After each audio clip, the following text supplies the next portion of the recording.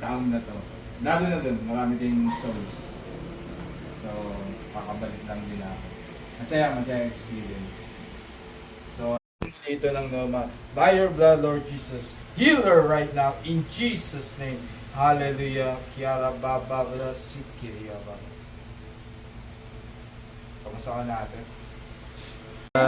Sa bawat araw, ika'y laging dapat kong magmahal. Ang iyong kawa ay magpawalang.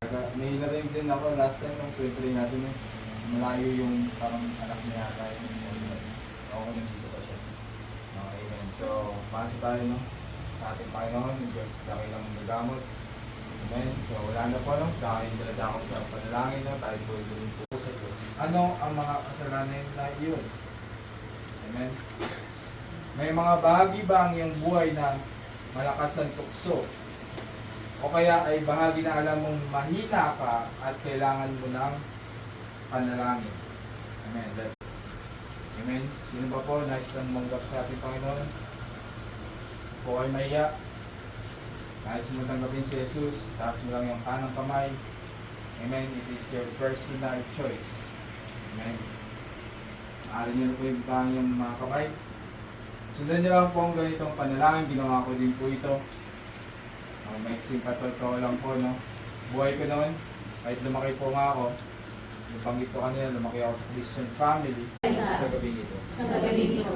Pangalan ni Jesus. Sa pangalan ni Jesus. Amen. Amen. Praise God. Pakapahan niyo po ang isa dito. Hindi na kayong pumapalakpak. Sabi nga ng Luke, sa isang God, ang pagpapala sa lahat din na naririto, Panginoon God. Ipakita mong patuloy na makapangyarihan ka, hindi ka nagbabago. Ikaw, God, ay Diyos na mapaghimala. Hallelujah! God, I praise you. Release the fire from heaven, God. Tubukin mo, Diyos God, ang mga bitterness sa oras na ito, God.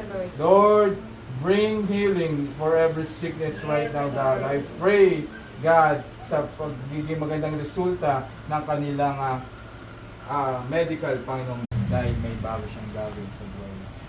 Amen? Tiwala ka sa kanyang buhay natin. Kaya pagpili natin sa ating dakilang Diyos, ang buhay niya, God, tulungan mo, God, sa oras na ito, lalo siya magtiwala sa iyo, God. Makita mo, God, kung gaano ka kadakila sa kanyang buhay. Hallelujah. I pray that you release your power, stretch out your arms and blessing to this woman, God. I pray in Jesus' name. In Jesus' name, amen.